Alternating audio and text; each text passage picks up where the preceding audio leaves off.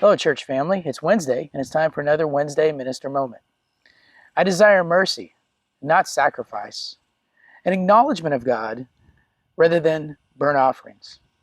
That passage is found in Hosea chapter 6, verse 6. It's a prophecy against Judah and Israel.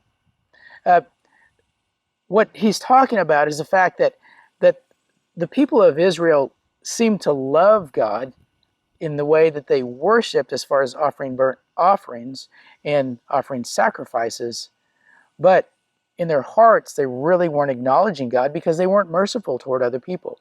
In fact, he describes earlier in those verses that their love for God was kind of like a mist that would show up for just a little while and then disappear.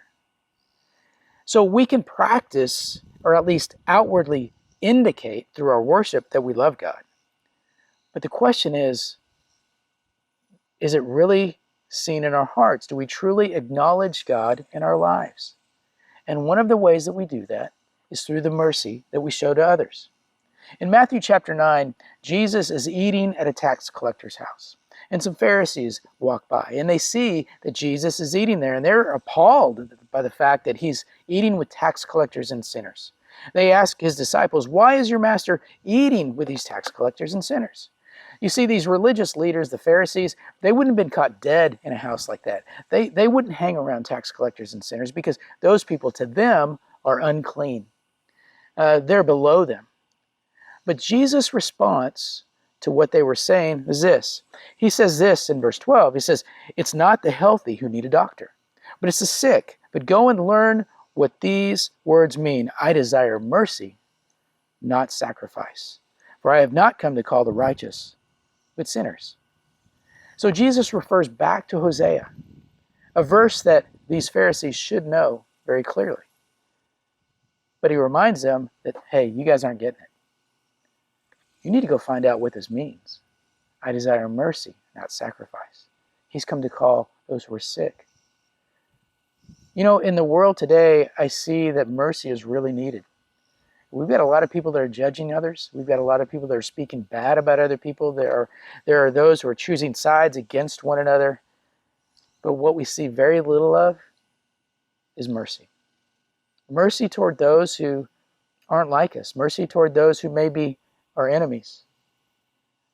But Jesus says we need to be merciful. So I want to ask you a question. Where do you see mercy being needed today?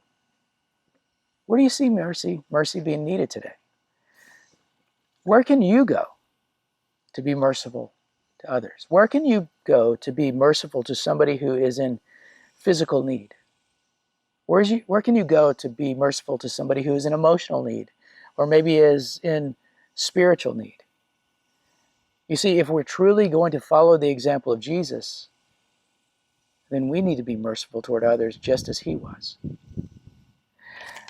In Matthew chapter 5, verse 7, Jesus said this on the Sermon on the Mount: "Blessed are the merciful, for they will be shown mercy." He calls us to be merciful toward others, and in doing so, we will be blessed. So if you and I are truly followers of Jesus, and he's willing to bless us with mercy, shouldn't we share that same blessing with others? My encouragement to you is to look for ways that you can be merciful to others this week. And I pray that as you do that, others will be able to see Jesus more clearly in your life. I hope you have a great day, and may you have a blessed day.